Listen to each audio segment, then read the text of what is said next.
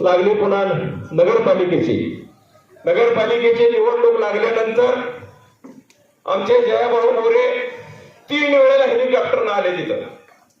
पहिल्या मिटिंगला 8 माणसं, पत्रकार होते का नाही मला माहित नाही, 8 माणसं होती, 8 माणसं सांगोल्या शहरातली. नावं सांगा म्हणलं तर इथं मधुबन सोडे आहेत आता आज.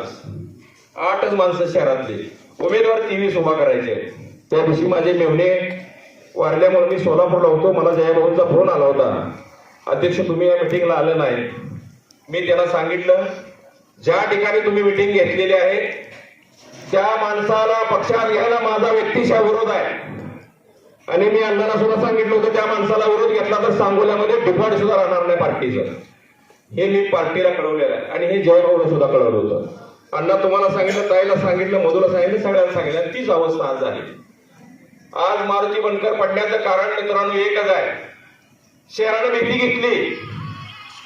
हा जर कुंड शहरामध्ये घुसला तर मारुती आम्हाला नुसतं सह्याद्रीराव करणार आणि सगळी बिलं हेच काढणार, बोगस कामं करणार. हे सगळं शहरानं उलट काम केलं. केवळ मारुती आबा मायनस जाण्याचं, मारुती आबा पडण्याचं काम हा एक धुडगूस घालणारा गडी.